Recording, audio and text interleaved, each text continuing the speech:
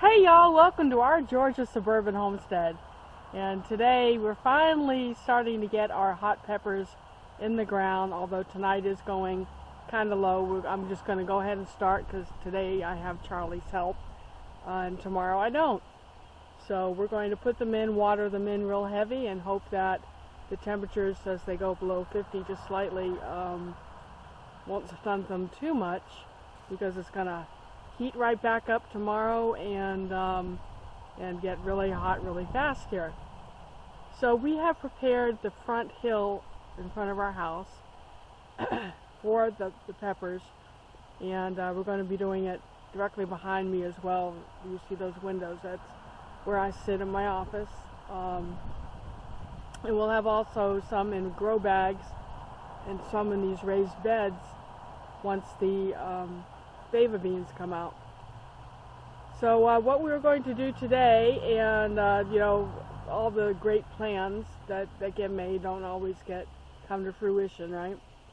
I was going to make a cocktail of blood meal, which is really really good for root and nitrogen development. I was going to do blood meal, bone meal for calcium or phosphorus, and alfalfa pellets for nitrogen. So I knew I had 3 bags of blood meal, 3-pound bags of blood meal. Evidently the rats had 3-pound bags of blood meal over the winter, and we don't have any blood meal. So we're going to put a little bit of calcium in the bottom of the holes with the peppers, and scatter alfalfa pellets, which are a slow-release nitrogen, and then water those in real well. Some people will make a mash of it by filling a bucket a quarter full and with the pellets, and then pouring water over the top and letting that sit overnight. You can use the water directly on plants, and then you can take the mash and scatter it in between the rows of whatever you're growing for a nice boost. But if you use the pellets directly, it becomes a slow-release nitrogen, which is nice. And you can use other natural high nitrogen fertilizers to give it a boost if you look, if the plants look like they need it. We're also adding Epsom salt to our mix, and the magnesium allows the plants to uptake micronutrients at a better rate. So all that together should give our peppers a good boost. But we're going to mix the Epsom salt with water, and we use, I put a tablespoon per gallon in a 5-gallon bucket, and then just put it by the cup around the outside of each plant. So I'm going to show you what the hill looks like now, and our spacing is going to be 18 inches on the peppers going in, and then we're going to do about 2 feet in between the rows, which is a little tight, but we have a lot of peppers, and we'll just have to make do with tight pepper plants. Okay, so let's get to it.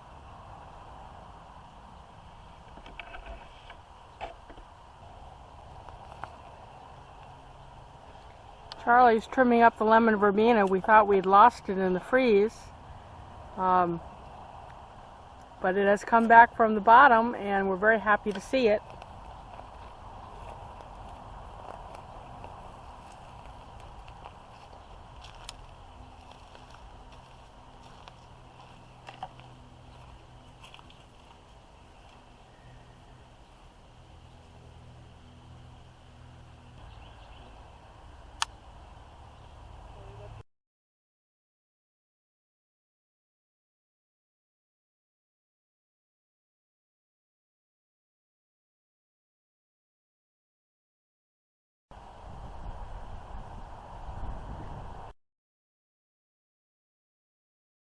Scotch bonnets.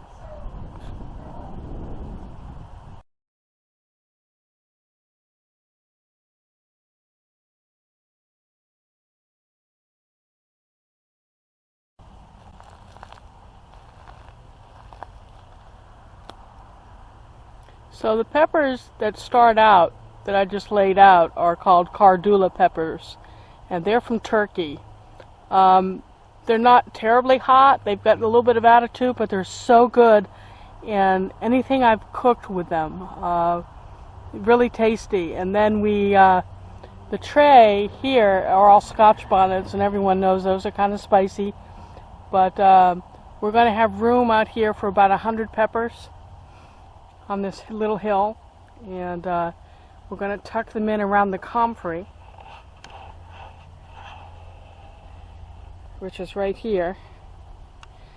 That's comfrey, and then we've got a volunteer comfrey here. A little bit of asparagus that I can't eat because I've got gout. So it just grows and blooms for us. But you can see the raised beds that we put in a year and a half ago. Last year that was tomatoes and peppers. This year I've got them in the second planting of fava beans, because the first planting got frozen in December, and they are putting on beans. And over here in what was the tropical bed, where I had lemongrass and turmeric and ginger, are tomatoes, and we will replant the turmeric and ginger when the tomatoes are done mid to late summer.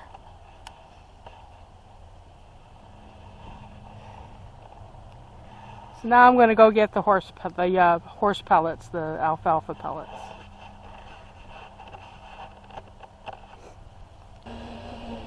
Okay, these are alfalfa pellets. They're high nitrogen, but they have other components that are really healthy for your plants. If you use them in this form, they're slow release nitrogen. Some people will tell you they create a lot of heat and that can be a problem, but that's only if you put them down real thick. We're just going to sprinkle this and it should do the trick. And watch how I do that.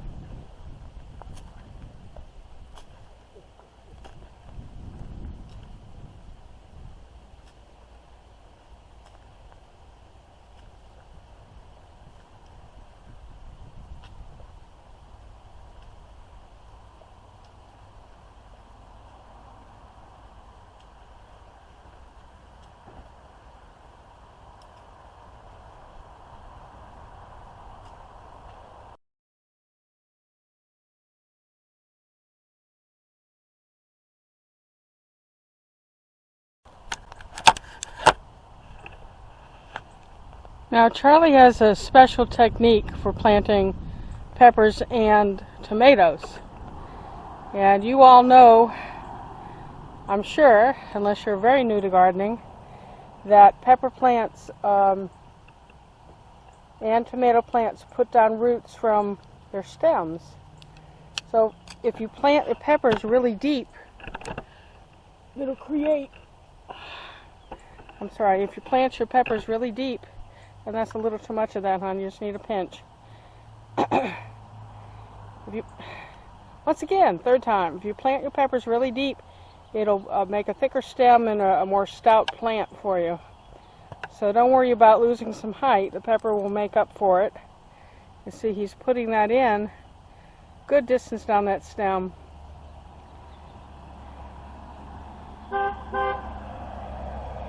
That's a neighbor who loves us. We love her too, from Jamaica. If I told her we were planting Scotch bonnets here, she'd be over going, ooh-ee. Okay, so when we get done planting, I'll show you what we're able to accomplish this afternoon and dial you back in. How's that?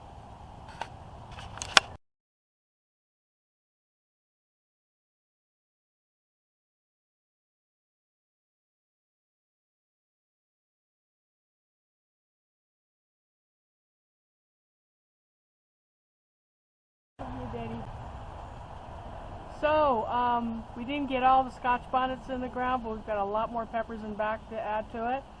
And we would keep going until sunset, but somebody scheduled a live broadcast for tonight, just a couple hours, so we got to go cook some sketty and meatballs and get something to eat before the broadcast.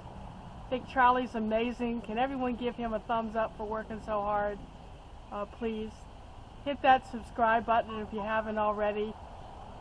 Make sure the black bell is turned. Ooh, make sure the black bell is turned on. There might be children watching. I totally lost my train of thought. Oh, and I give us a comment about two old farts still loving each other, huh? Yeah. Okay, we'll see you later. Bye. Y'all take care now. Bye. Let's go cook, Daddy. And I Okay. mean food. Okay. Okay. Food it is.